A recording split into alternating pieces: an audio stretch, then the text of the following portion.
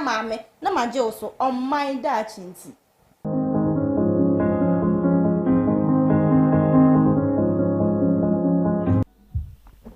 Emo bibia akwaba eba Citizen TV so ebre aso se yede Omandehyie adwumadi ebre wokwam na in fact da bia maka se Omandehyie no eye minua ba abena achan sikapa na wose wotena dwom na humi se ya na chese minua ba no atiane na chikakra enti wose metena na dwom ma no so oni ho dia ese akonya ne hyamensa minua ba na kan wose edu brese dia oyi adwuma yi a yebebo abaso wanyu adwuma yi dia rema woto na waka aya waka woto bi wo to no na menti ase no mitu ya na so no neto no eni abusiafo mo amhwe no munya je se mitu ya ana se yo no neto mitu die eni flat pa na mamemfa special birthday sonko ema minua ba abra achesika pa abra ba bia obia nyankopon sia happy birthday to you. In fact you are one of the people you have been very influential and impactful in my life. In fact, I have never met a friend like you. Say, I can say you are one of the best friends I have ever had, and I can lay down my life to defend you as far as you are concerned. No one does a man for me date you, but Nyankopon nim the edamino on them. Me say Nyankopon say oncha bra we do birthday Nyankopon say. Na pacho abusafo abna di birthday. Na ni momola ne de me de beto dwa se ne be ya mo de kakra be faso na minua ba nso de atwa age no because the Ghana na mani do birthday na enye izo kankwa awuza for ene ensam na aba de doso na mo mia me di djuma de o chami me dia ne Papa Eric e bia be shem bia Papa Eric aso da kwana no betima friend Papa Eric ona wo shia me su kwana no so a betima friend Papa Eric edini e ba kope eno na da mani trim ene enura se metesem kwala ne bo oh papa na mitra dase ebraso se yede Omandehyie adwumadi eba wakwam enne ensem ne dos nanso mpanifo se de ese na esese wote na esese yeka na de fata se wote eno ene de bema ye wonsem pi ma enti nyabotrema ye otase nyabotrema ye na yemfa nsem ne mbra maako na yenu enyina enyi adwumadi no enhyase ne enyi na adwumadi live e wo YouTube tiemi live e wo YouTube enti ufa phone na obo Citizen TV Ghana CITIZEN na obo TV na the GH asoso bo se beba eba o subscribe a na wa like na wa comment na wa share comment link ne zo amaye se be ya onua bi wait my bona mane se Omandehyie show no apa adie ye ka mpani ho asem abedi akire ho asem teacher for ho asem opposition for ho asem obi asem ye ka na mu enne asem a me pese me no mienu dwen ho enne ne se pacho producer obi ye dede o ka je nse wonya dede na disturb me na abusafo enne de me no ba be kan ho asem ne se em se ye party ye political party we MPP for are creating some mantra bia they are spreading it and it is viral. And before no, sorry, we are breaking the 8. We are breaking the 8. Even before Dr. Baumia had the vision to contest for the flag bearership, you know. Before Obe Vai crowding up flyers in Namabontin breaking the 8 with Baumia breaking the 8 with, so it became a mantra. It became a gimmick for the New Patriotic Party. We are breaking the 8, and it is possible. And nobody is arguing the fact that you people will break the 8. Nobody is arguing that fact. Nobody is disputing that.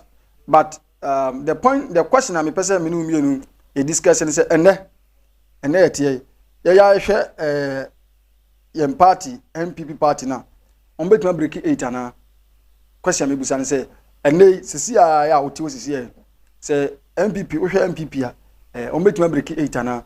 Enche bia ana na ado dan kwakufu ado e performance track bi ba ya let's say it is a contrast to NDC Green Book. Let me say that it's a contrast to that, but a Green Book no any track and the emphasis difference because of how it was designed and other things futures in but in my understanding or to my understanding or to the best of my knowledge, I think that it is a contrast. The performance tracker is a contrast to that of Green Book. And now, actually, Nana Adodan Kwakufoaddo, any performance tracker, in fact, wachere enema papa Nana Adodan Kwakufoaddo aye. Na bibisa se Nana Ado aye sa nyuma we nyina de a na ede ne kyese omampani onyade na so ayade if say schools awasie ekwan awaye hospitals ahodo awasie in fact project ne doso eno na yenu anu mandisi for so say omo we performance tracker na omo timu se obi jere gata obi da chi gata kora waye kora no Nana Adodan Kwakufoaddo e de abam se ono na tracker no ewum se ono any project ene yesi obi company kora obi factory otewa na Nana Adodan Kwakufoaddo achro one district one factory ehimbi ene yesi oko obi da china gata that is one village one dime na je say NDC for no person kire se eya Green Book no ana se performance tracker no engrofo da chi gatas ene engrofo factories ena Nana Adodan Kwakufoaddo ni MPP for baumia omakofa na omode ebeye gagai nti ene omonso empren enam so ama me so kra se Nana Adodan Kwade Ameri plant eko Kumase kra de abambi in fact performance tracker ne de adwuma wom unya copy ni bia nya tamchuku ko Citizen TV ko YouTuber we se o type Citizen TV ya de performance tracker no atoko obenya no ahwe no kan bi because Nana Adodan Kwakufoaddo o adwuma se adwuma we no ya de asanka o man kenu kwanse be nemom bebre na susu se enema piwo wa nanka ese Nana Adodan Kwakufoaddo ye nanso esan se party no memfa se so munye CEO so se omunya adi ntino oyi nani e wo sa ne ma no and eno so na ebu anipa ema nansen ye beka ya omukofa train be free Netherlands e buy I mean sa train no obi nim ne price according to source ametene say Omandehyie so metene say yesi Holland for ne de che Ghana for and there yemi no obi anim but say omoto nso a they should come out and tell us the price are involved of train now omde ba Ghana no the shipping fee any ade and I say Ghana de enti no yentua duties bia any de me no mo ya because e be serve oman no e ba ye no e na e be crash ye e be say NDC fo ashada na de ka akosi ho e be so say NDC fo ashada ma video bi ba ya na track bi si kwan mu a in fact e si wewe kwan mu na apake e go we mu track no kwa say enye Ghana one of these African countries Kenya was Namibia or baby na picture no omo called the MPP for called the free say NDC for na dia na cause na akwai propaganda seven na bibia o say oman Ghana mu as bibia ye the politics fine Omandehyie political show but enen sem na ye be kan no madaroma muma ye ma politics emfre ni na muma ye nsua enema na ye be kan na ye hwe say oman no ye kwanim anase ye be echi say hwe omanpani na Nana Adodan Kwakufoaddo performance ya obetima kasa oman ye kwanim ana obetima kasa oman no ye gina anase oman ye wo yechi me de me gina oman no ye oman for ne be kan no eno na me kato politicians no etrim this political figures no o kasa omuntie lest I forget my member we from Madaroma wa mo ben tell say for muntu omofo said omo network no munyai said they tell say for network no munyai because as omo di agro as agro bi na etia na edi as you tell say ye customers no as ye suni faso even when you call their office they don't respond to your calls and as omo person you omo chip no paper bi to a e be you omo chip no paper therefore we are not going to patronize their product again because these people are not serious attending to their customers. What I'm telling them is that me use this podium, this medium, this channel. I'm saying they should be responsive. They should make a way or make hay to speak with us, to serve us, because they are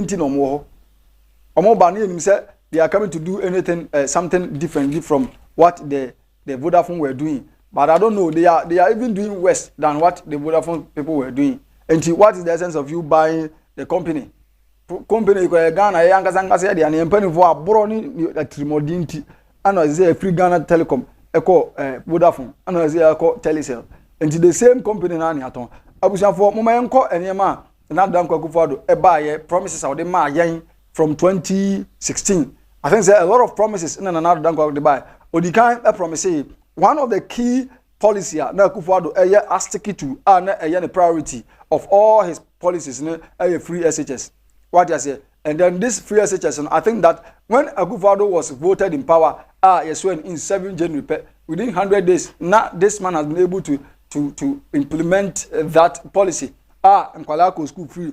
Me in particular, I campaigned massively for free SHS because now I'm doing what I went through when I gained admission at university SHS. Me kaise me go school Kumasi from my hometown to Kumasi. Me go do a whole lot of things. Prospectors are and yema metoto. What to any when we answer no send to school fees account. I remember say school fees kurentino. Nyami sha me ma baby obi a nyami sha no. Agoza do bia nyami sha. Baby a obi a nyami sha. Me kaise school fees intino. Ma me ko bo obosia. No the kutuam school fees admission fee those days. And nipa okoje no hoska no. Ekoda ne ka market inipam market. So I have to come back home. Na me nkoye koko nurse na me fan kutuam school fees. Emma me maame said be na nim wase. Agosu ado bia bia obi anyame sha. Odin ade fro ayi ngurem. Maame twa ntoma senebo emma ene na wie SSA. Awurade adom. Me ye first degree e university. Enti me free SHS ne de I campaign massively for it because them say ebeboa ayi ahokere afiri ya honfo so. Ena na dan Akufo-Addo Sunday one district one factory so by in fact and also a whole lot of things. Ya one factory papa bia NPP for build here. Ya beba so maybe born and yama yes we will tackle everything one by one. But me can promises and another dan Akufo-Addo edema yen sa ebra na obepe president. And there are a lot of videos that show when he was on pop platforms that now all promising and free SHS one district one factory. And now Akufo-Addo we no pet. Ofuro no call one village one dam. I don't know the number of dams Akufo-Addo built there, but he promised us one village one dam. Now some of us we know sir these dams are going to support at the northern part of Ghana because we all know what they go through. They go through lax pain, lax suffering when there is this sunny season, dry season, Hamatan Idra. They go through lax problems. Emma omunya opportunity enyomofu. So Akufo-Addo at this policy by some of us na because we thought that it is going to help these people. It is going to assist them to alleviate or leverage whatever that they are going to. We didn't know say Babe Sabeji the condition, but at the end of the day, another Dan Akufo-Addo promises that now Yawaha and Akufo-Addo efa gallon ewo platforms a bra na or your campaign with this MPP gurus they call themselves.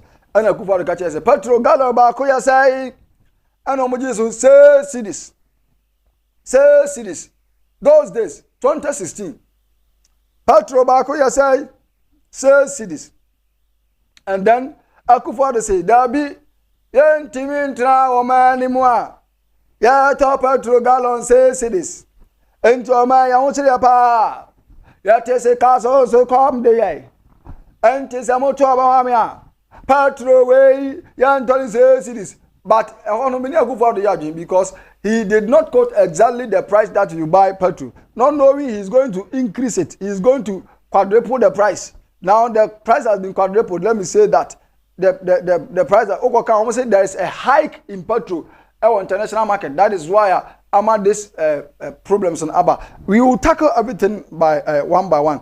And if you don't know, on say adia baku na yenimse omai hadi enka adia ka enjoy kakra. That is national health insurance.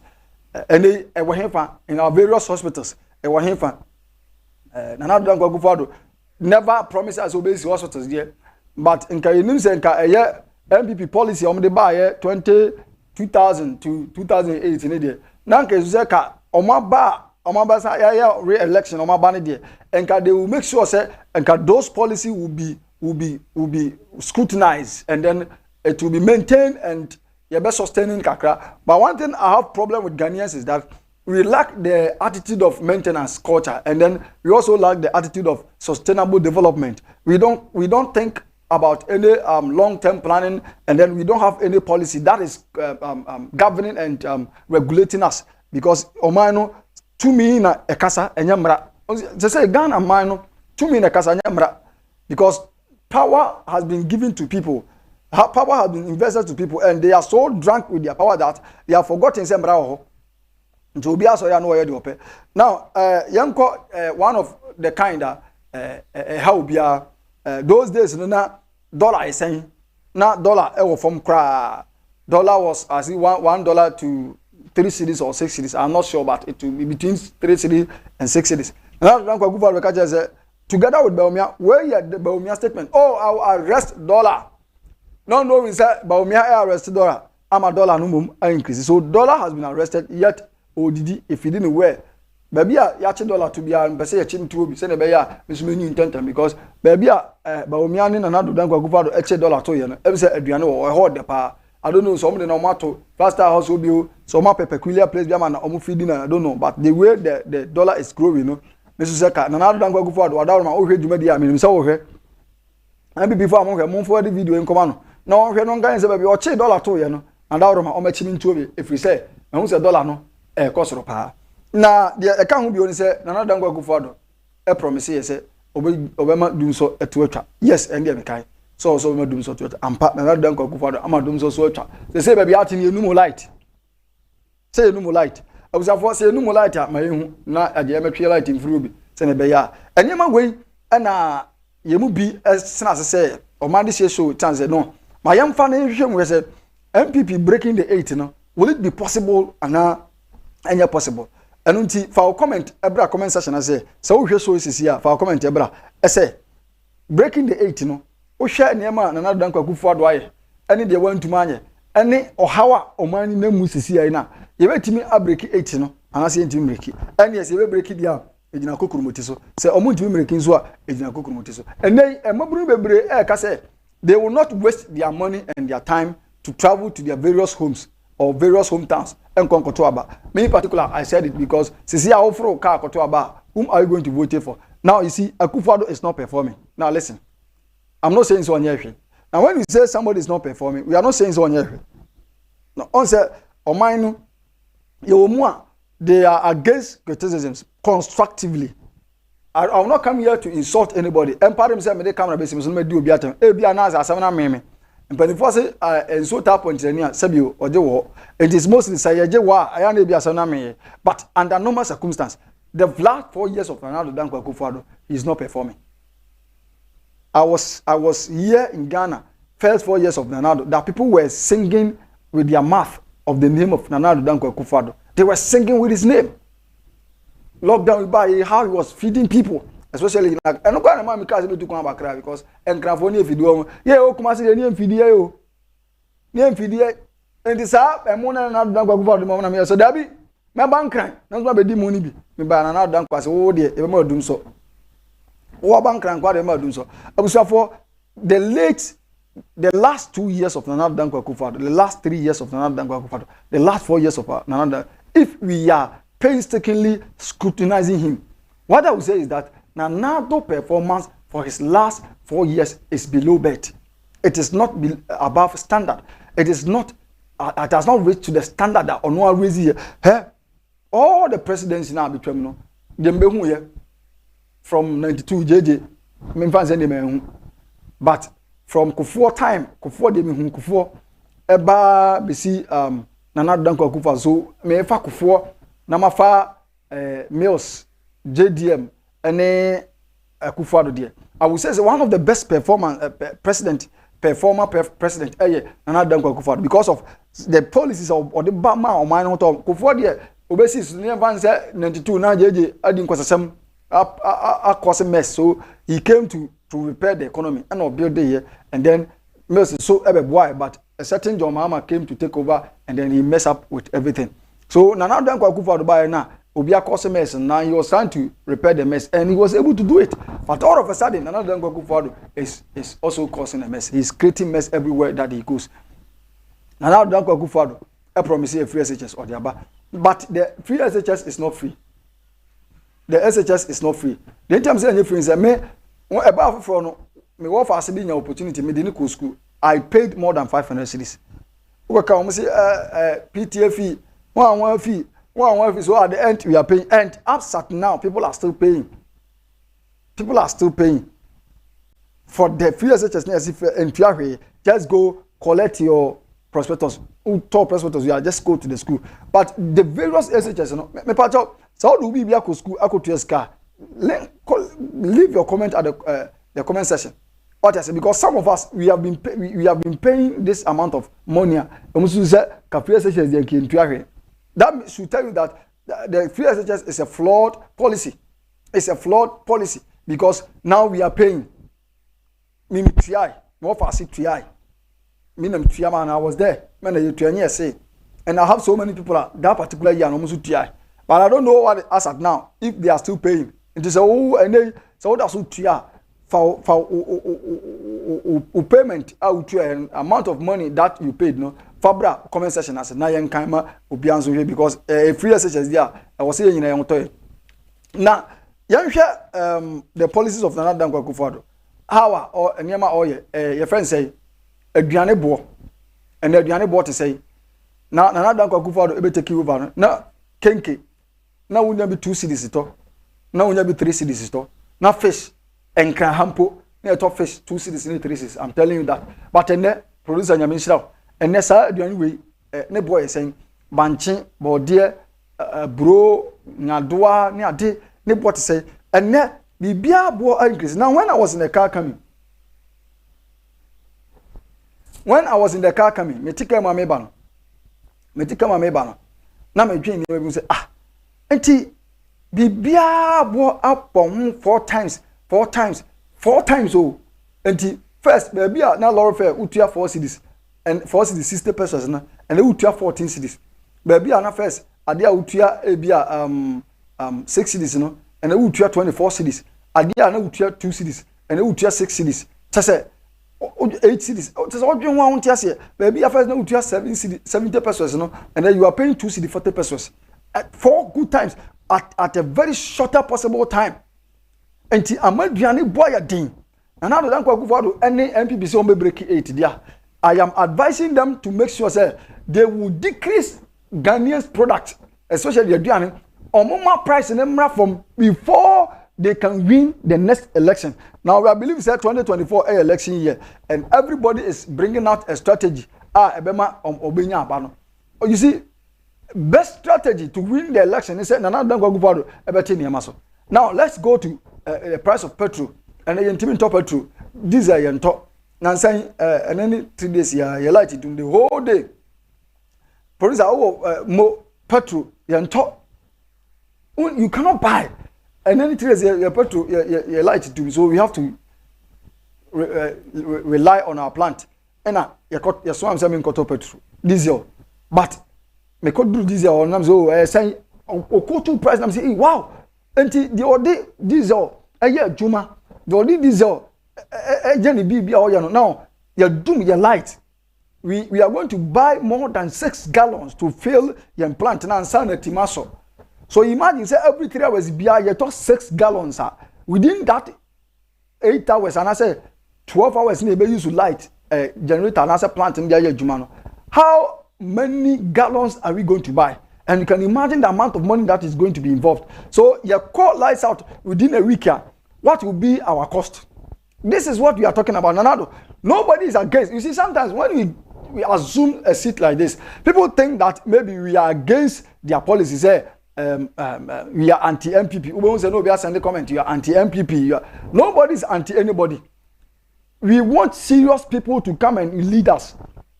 Not in the person of John Mama. John Mama will not serious. NDC, I will say this. Listen, NDC munye serious. Now you have seen there. Now Ghana for every NDC Mahamo. I'm telling the fact. That's the fact. Omandehyie show you the man in a professional way. If you say now Dankwa Akufo-Addo, make Debbie Amkasa Akufo-Addo the real president. Odiagro, he has forgotten that or a president. But the issue is that the alternative for Ghana for NDC because Ghana had there say NDC so now omonya there the alternative party for us MPP sana NDC MPP so now omonya there the alternative party NDC the other parties in Ebogo. So in other way no we are practicing 2-party system Ghana like that of the America. So the issue is that enkayenim say ma Akufo-Addo failure and na ema amanfo ni cause your party be a friend NDC any be a friend JDM, that's John Dramani Mahama. Now Mahama and funny policy mra was it 24 hours I have said this several times, and I will continue to say it. Say, 24-hour economy is not a policy. That is why these NDC communicators, these NDC gurus, NDC executives, including any part of the 24-hour economy, they are failing to explain themselves. Nobody can vividly explain the 24 hours to the level that populace in Liberty has it, because 24-hour economy is not a policy. One of the characteristics that you see is that you have a stable economy. What I say? It is one of the characteristics, attributes. Who say one day they do MCR, can zone nine. Who say the economy is going high. Produce and patch money now, mommy. Money now, mommy. It is one of the ways about the economy resilient. So when your economy becomes resilient, now let's always we have to use these developed countries as a case study. Now, so I'm using the economy of UK as a case study because it's one of the stable economy. UK, no president came to implement a policy called 24 hours. They will see that we are vigilant. But when a president comes, now see UK, those days called the 24-hour economy, they will see the president to be vigilant because 24-hour economy is a characteristic of a good economy. Entity say your money Omandehyie ba no just sikadie tie Omandehyie ba no jacket asehye Omandehyie ba no jai bone Omandehyie ba na pamfo no adwe wo man ne ho yia sikadie bone a ane atwe bone a me sorry a sikadie eni wo man nim ntino ana dwirim die adwempone megu wadwuma nim ntino obi ba be free abrochire abebi adwuma wa ha en adwuma no ye be weke se no ama the 24-hour economy ba dia e kire se eni Ghana ha we are not going to be paid monthly salary again. We have to be paid by hours. Tieniye, that is why they are not able to explain because say 24-hour economy ba dia enya muso so na betu aka nemum uye 1 hours no upon. Because at the end of the day, so you 6 and upper 6 to we are 12. Upon 8 and you 8 to another 12. No benya baby because it's a 24-hour economy. Into we rest akra. Into that hours na say tuaka no. I was say a new class here bosome. I was all point near tuaka. But what is our minimum rate? Wage rate? Our Ghana ha. What is our minimum wage rate? Into I was say daily biano. You calculate hours near the tuaka. Ebasa akatuani besha. And this is the reason why the NDC are failing to explain to us the importance of the 24 hours economy. And they cannot implement. Nobody can do it. Ghana, as we are now light, you need light. So how can you do the 24 hours? Now you see, person tell me say, me mami a ote kurasi. Asante achem do mi abra. Egdo phone and I don't know be light won na phone mo no akodo. This doesn't make sense. Moment can no kranchira wo mo. Na na Akufo-Addo onyade, but Mahama no so nye serious.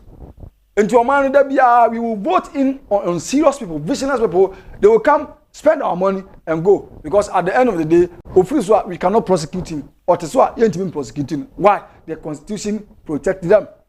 They have designed the constitution to the extent that it is going to protect them so that when they create a mess, they will go scot-free.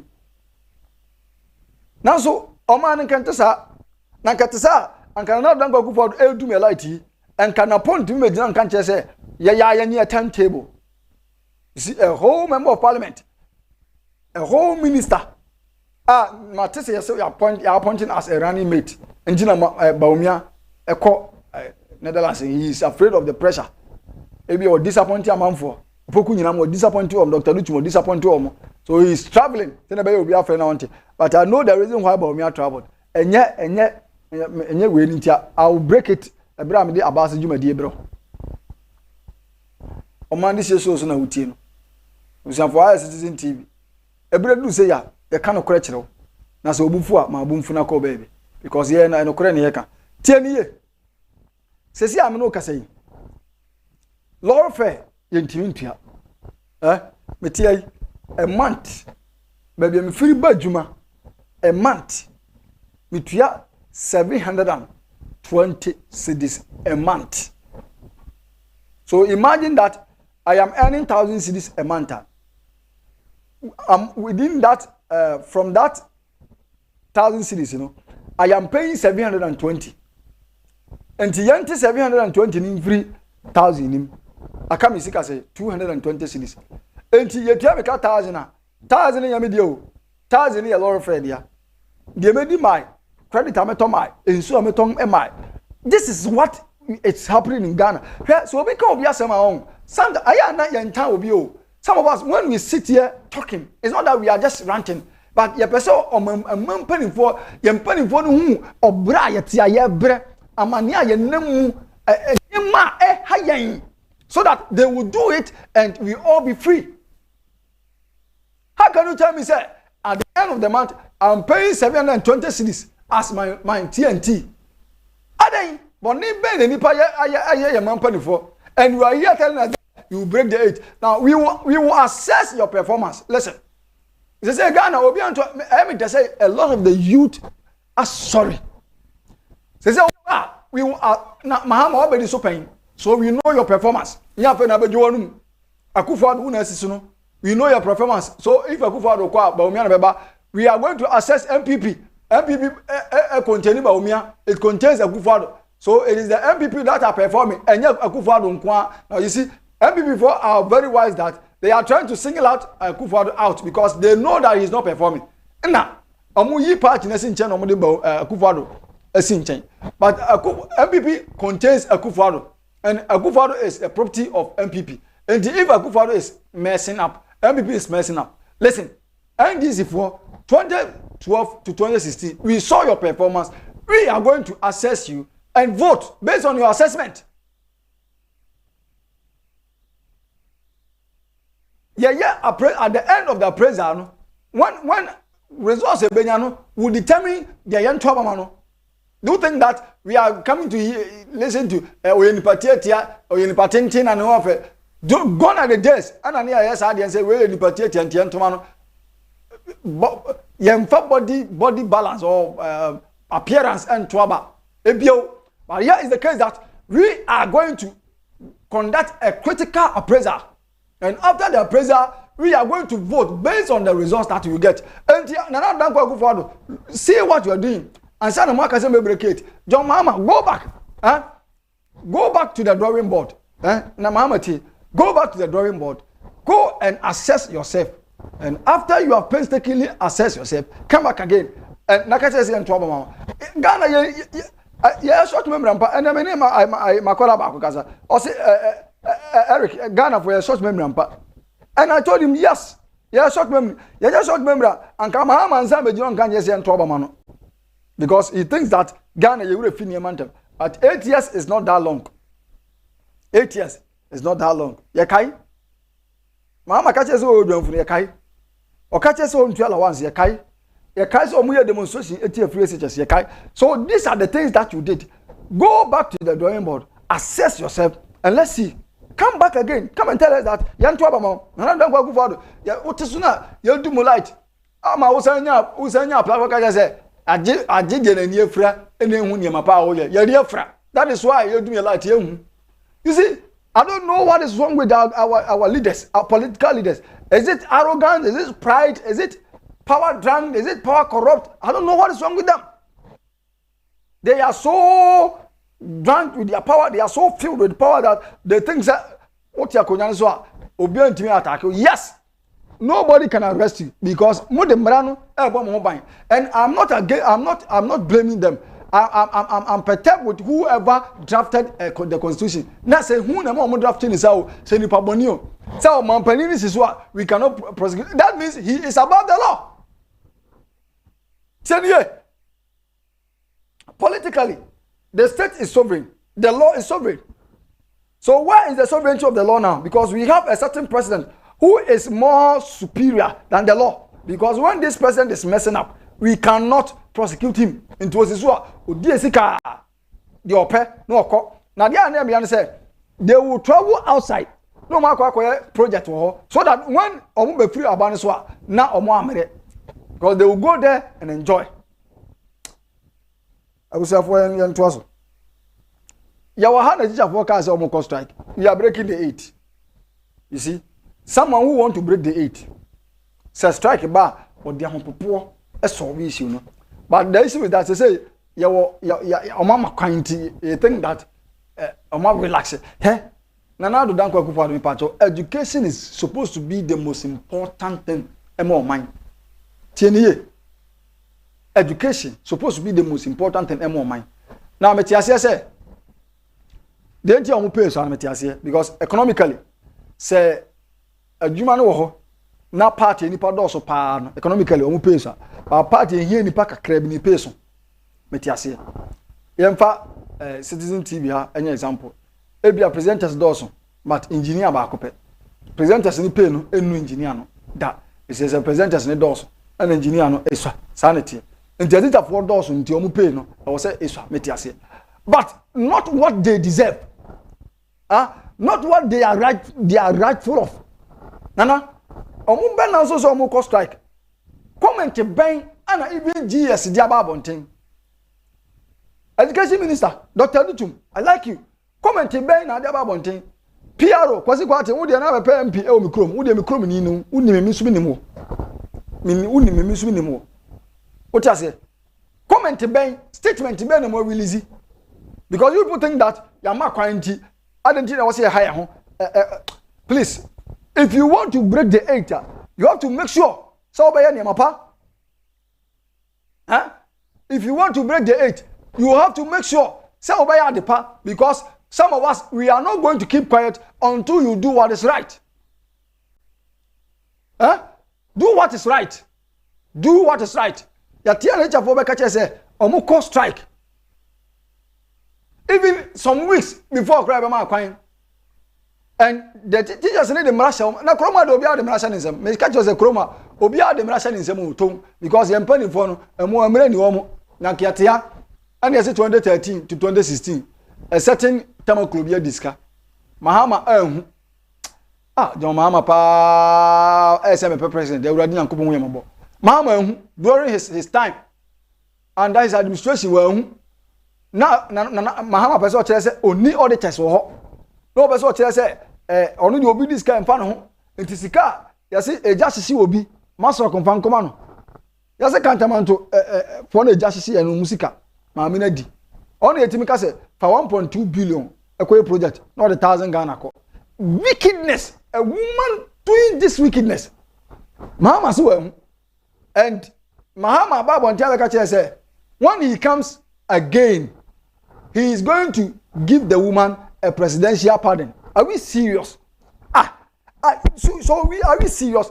And people want this kind of what bomb man what bomb we are friend into we are corrupt we are into obi ababe nwati nipa no now you nipa na yan to ababa na wo wabokro no nipa na bokro no so you are coming to protect thieves yes sir me say Ghana ya ne bio na de am won say na dan kwa kufu ado ache masloku woman sisi ya da pa nkokwa so you see this is what we are going through this is what is happening tio Mahama hu maame na anche no akufo do be hu na anche no Mahama to opposition say ato awa ne ba sa ni pa ya chine ya say wa ya corruption 28 council no ono Mahama ne ba obema no presidential pardon look at empenifo e no monam na do dan kwa akufo do yakoto se sika pefo egu obi fia mani pa na tima wia obi awia ko ya dwapade ya chi nipa no obo owia sika no atum de sika no so wia sika mo bi ko wia ne de onkokwa awurade hu ya mobo oman be ne ya be piemu okoka pe o ya tamfo enti sika wo se adi teacher fo ka no akodi ba ko fo na me se teacher aya na ya ma no ne bre ya ma ne bre senkanya ye nuanom ne ya ma no na kameka che se ma mo man na e ma china until your demands are met kamma ka one day obiama trim the whole time na mutifie nanka amman pani fo ese so hu se munsu mu ye nipa munsu mu didi aye munsu mu oyire ne wo yire wo ma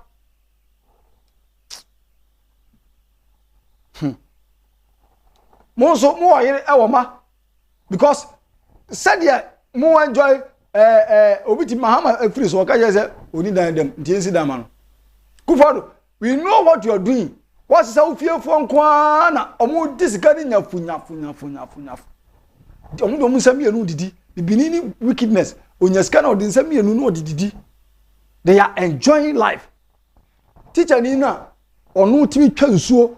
Imagine say ye do akoto Upper East. Ewie we ko gina o kira de. Boni be ni aye.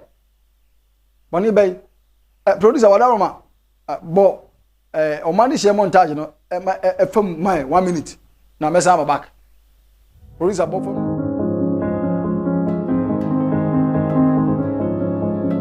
Omandehyie mame na maje oso oman da chinti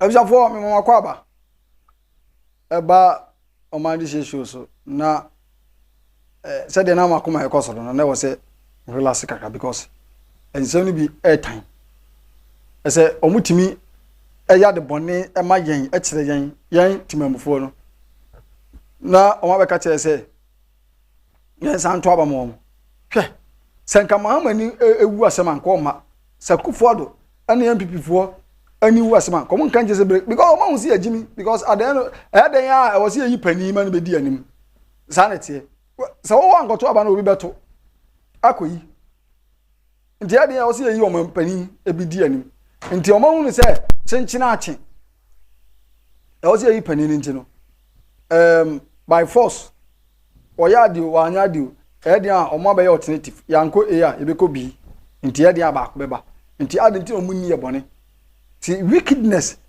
adwem bone wo mutrim omo nwi o man no ho and make say both NDC obi pa o mekanya say NDC adwem o man no na opposition asa odwem o man no ho ama opposition asa odwem o man no ho ama oni opposition na on tiriwa eden onya power pe o a different person onya opposition o a different person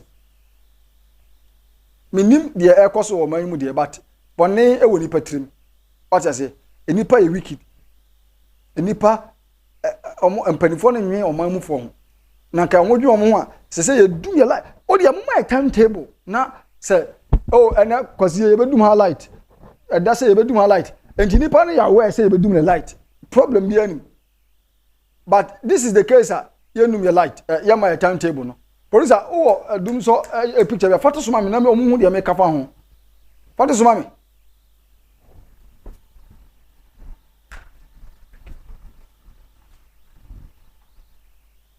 omu trimo den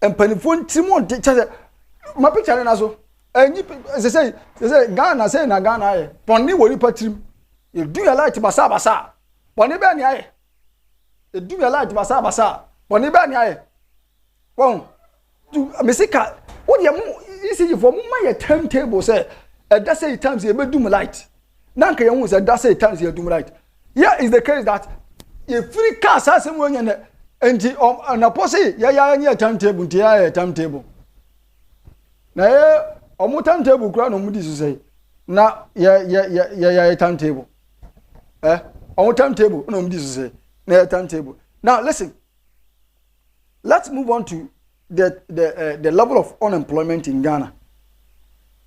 Yawahana nurses for no, that is last week I staged a big demonstration say omo demonstration say they are unemployed. Ba so yi so be ka say si ye be say omampani na ompe ba bi mo omo say because Ghana hospitals doso.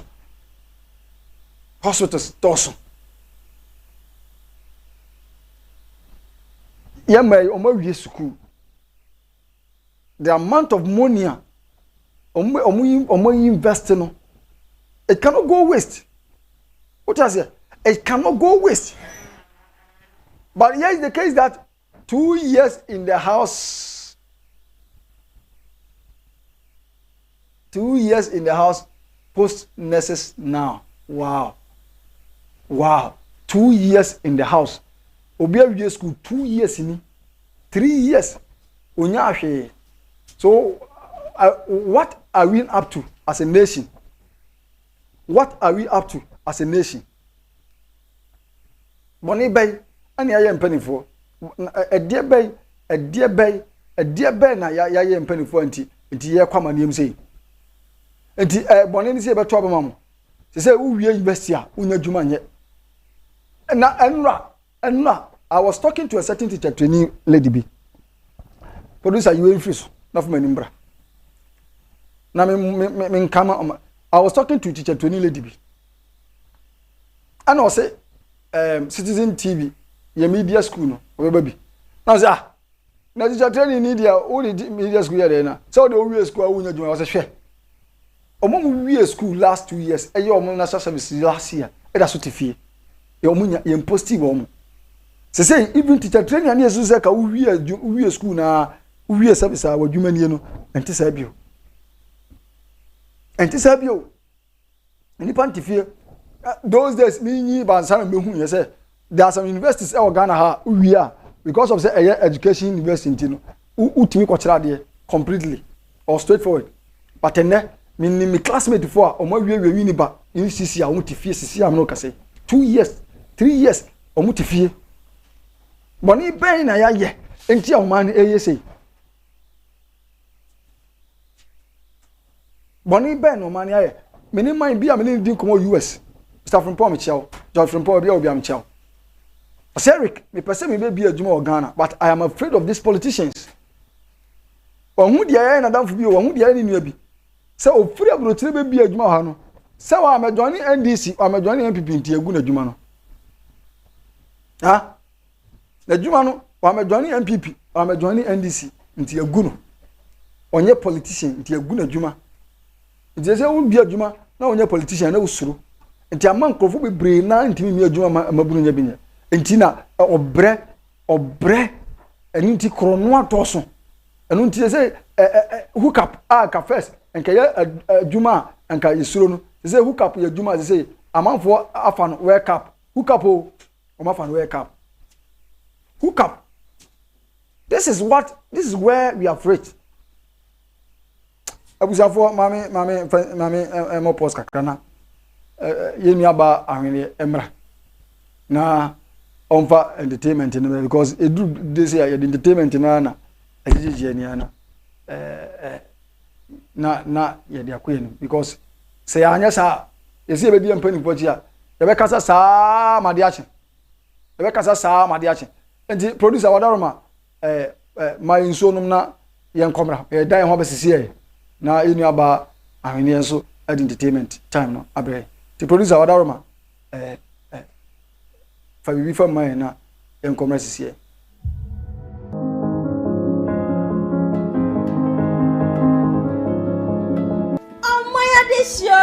this year mame na maje oso on my da chinti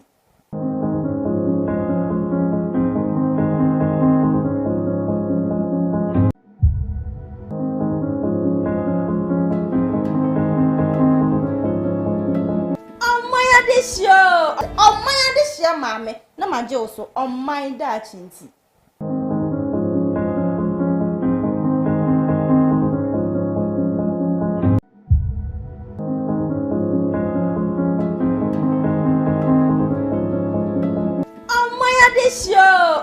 this year na enim de e wo abusafo mesan amokwa ba biu aba Omandehyie dwumadie so dwumadie no ebirindu sana na yakoma koso sikapa na ka say yakoma koso na ahwene na obaji yakoma zazo ne de odi ne gidie na ebre na ani jeri wo so a asemo odi ma sister kwaba sister mpacho ma kwaba yeah patadi die wow looking so sweet.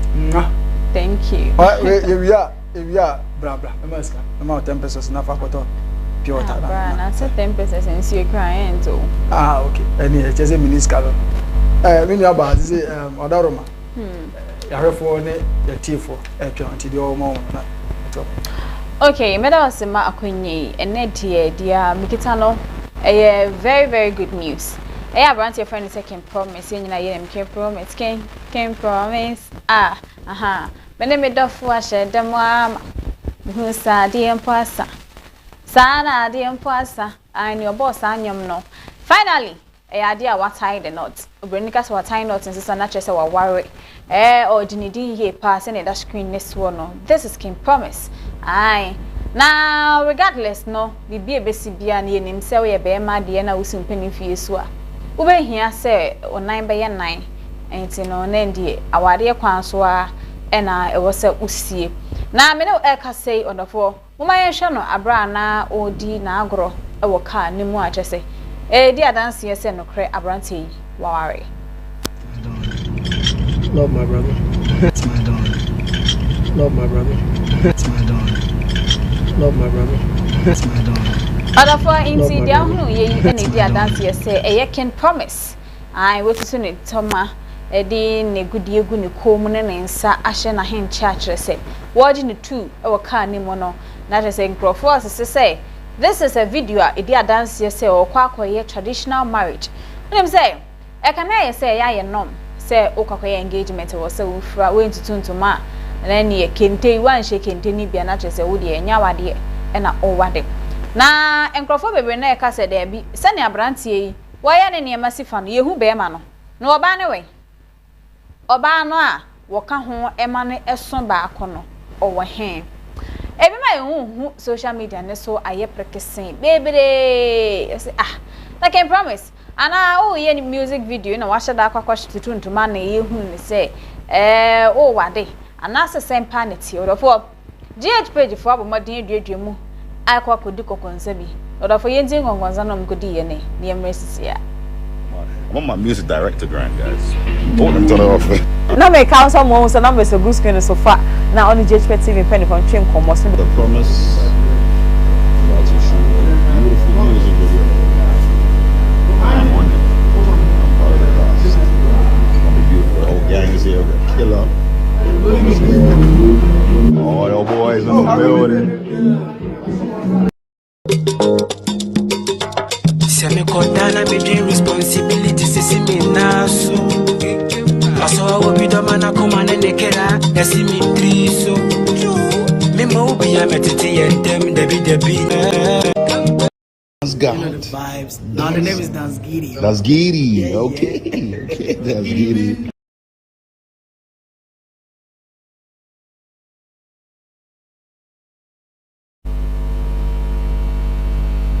Odofo inti abrantie can promise. Na ohwe video ni din a uhu oba bi wo. Uhu se na can promise ni sister bi gina ho. Ye hunu oba no, ye hunu oba akro so ye tuntum, so ye kokko, so ye fita, so ye black. Chese senet ye no ye nya ehunu ye. Papa Eric. Abrantie can promise na woda ho no mam. Chese o gini di ho social media so ebi se waware. Ebi so no me videos no.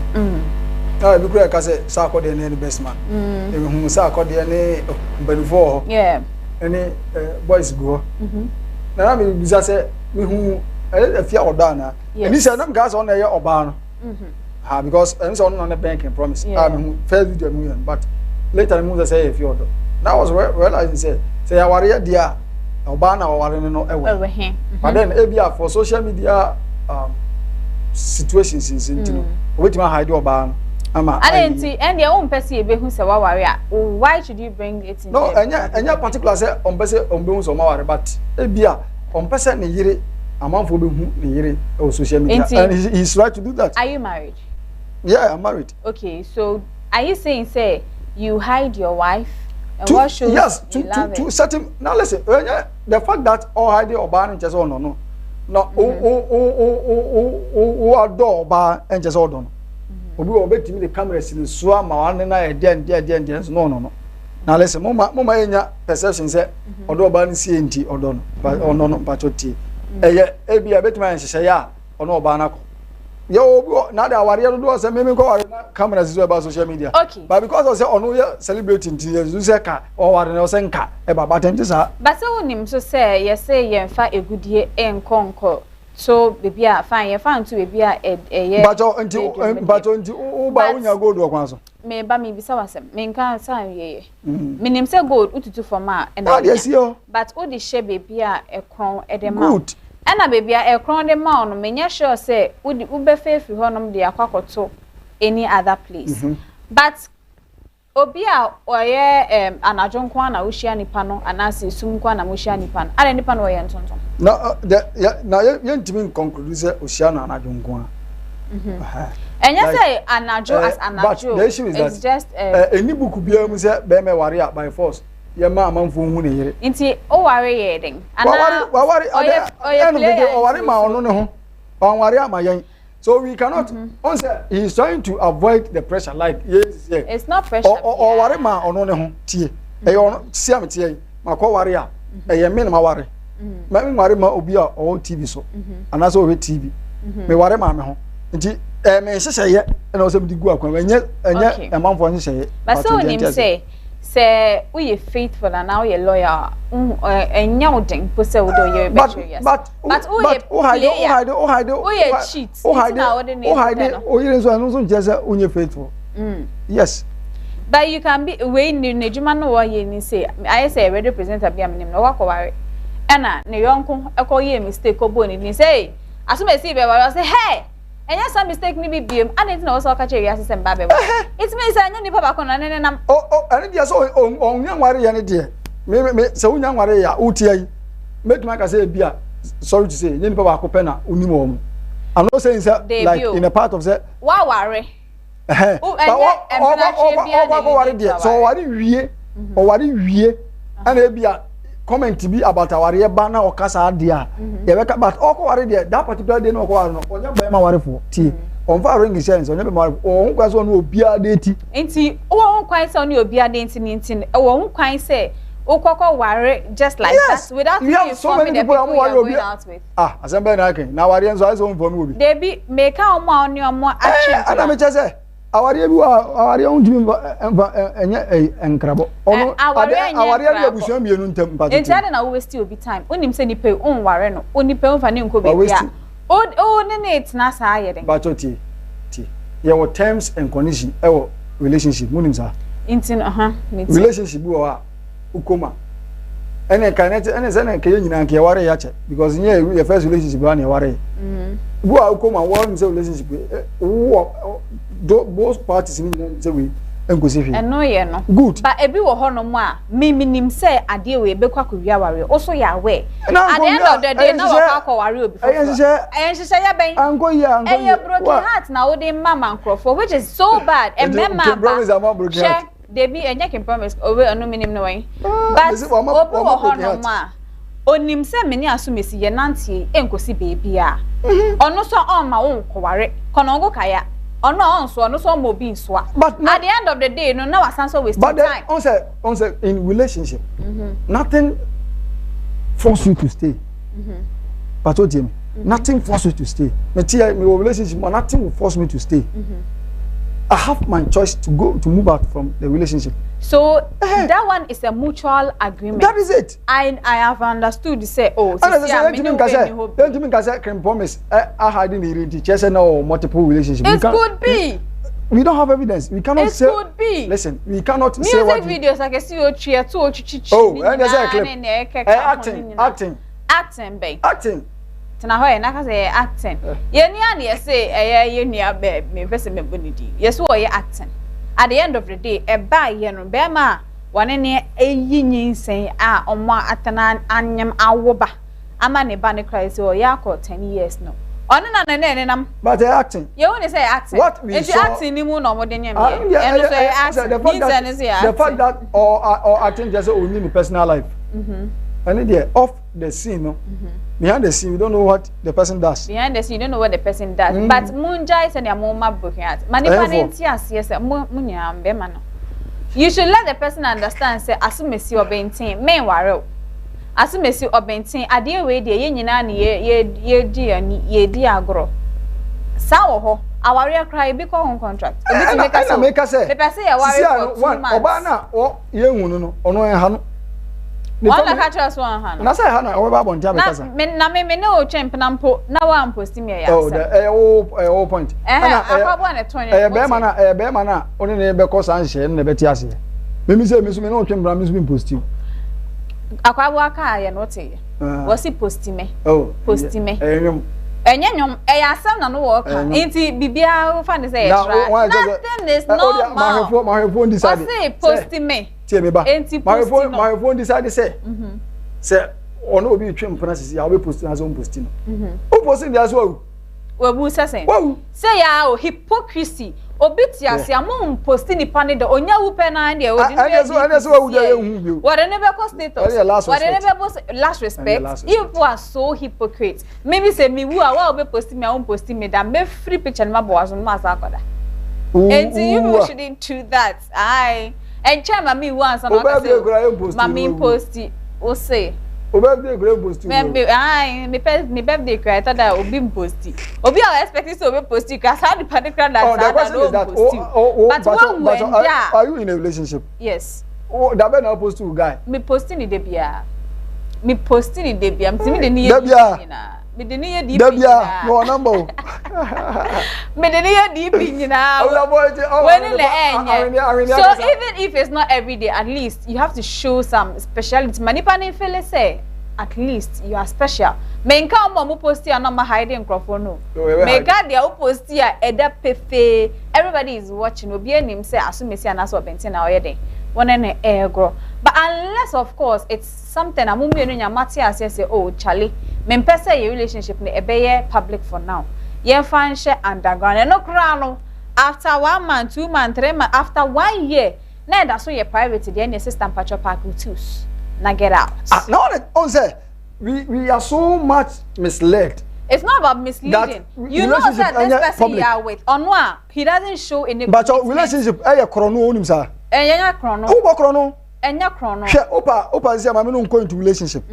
Na ma me bibin to the see na hwede wabusan for be chrono.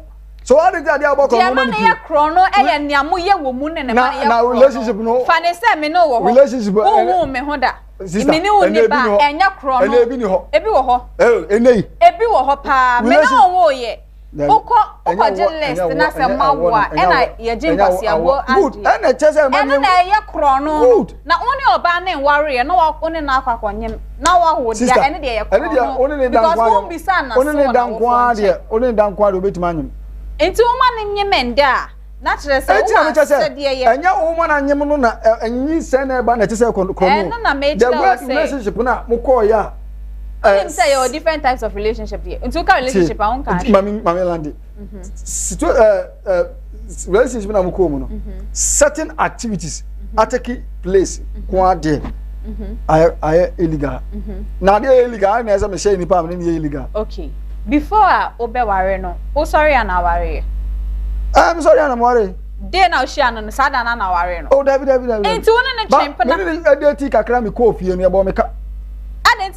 Because my work on. Because now the good. Men are never catch. At the end of the day, relationship illegal. Chrono. Oba when fie. But obi to me show be and they say mama fa me ko fie. Mama hu we busua for even if enya awade mpo na se ohun fie. Unu ni fie a onyem sisi ade ne beko baby am ko hia. Enya ni fie na mbeko. Amenka sem. Usia me hia onne. I'm do ko fie nne on be bo me kan nne ya mamre first na ye hwehwe oba ama be ma and the one na okofa ana me che se nti ya mba oka ko si se ye be hunu se wonyem ana se oni ban se awo ja onim de oka ja ko bisa amamre ni kan me oba me ware me hunu 9 days na me ko fie 9 days na me fa mo Canada 9 days na me ko fie ko je list e bo me ka nti ada na wan ko ne ma me ho no ma na oni ne oba ne ko e na nya me ne ba ko na me ni fie asaba na akan na mi onyo ba na du be ko ni. Very quiet confused. Kabocho munja said their more man Crawford breaking heart no. It's not fair. Manipa nti ase say oh mama nanti am no nanti die air for the road.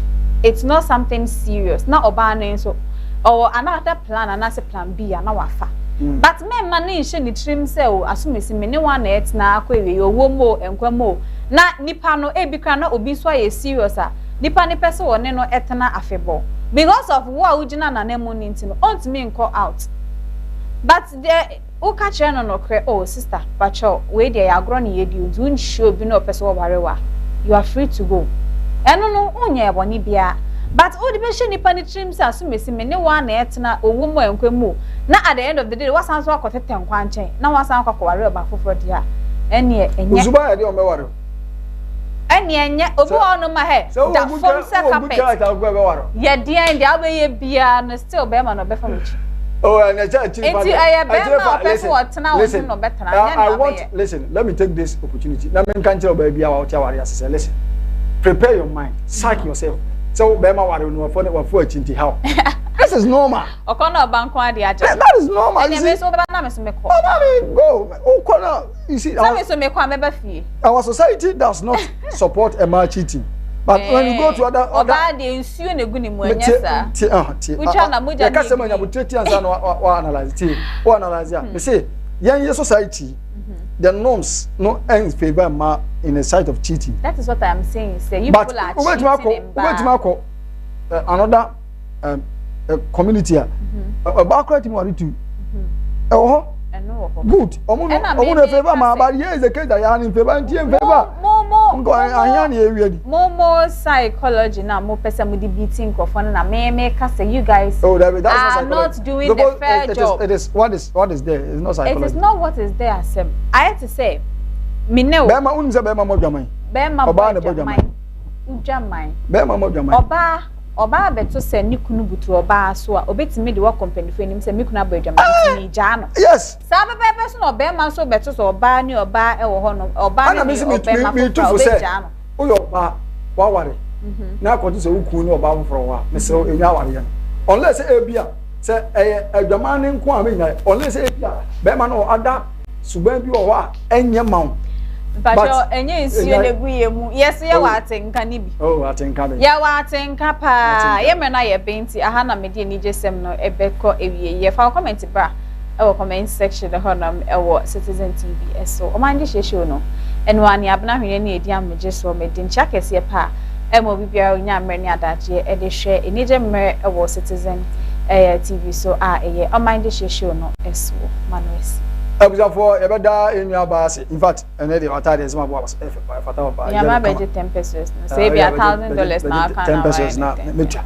ebeda enu aba hene ase se omo ehun se kin promise aware na em se ba bia na ha na kakra oba na ba mi ehun but ene de enya na sem enyo na beti uzo o hu yere uti obi kin promise is not a loyal human being onye loyal to sro I was for me de check se ema mami ngasa mami adobia obi am chao me do pa na me sha se me ma happy birthday to Sikapa amen sama bio because oya dan for papa happy birthday to abna chance Sikapa me bompa ese obeware wo free me so akọ obeware wo free me so akọ sanse wo ware a me ho beto me na mo ma nyina enyo yire mpo na ho ntowi me abna de enye me yire enye me mpra me won tome no tome o sister na me bompa ese me di me picture aha ni picture dem achi no so be ware na me ho tome hey what you say Omandehyie you na utie o Citizen TV me dia o frame am jeso papa e braso se me di me abawi na me shira se o je mre na wi su band easy so be su band e di ahwe di me for 1 hour 30 minutes akopon shira so he me di wasi na me shira bye bye.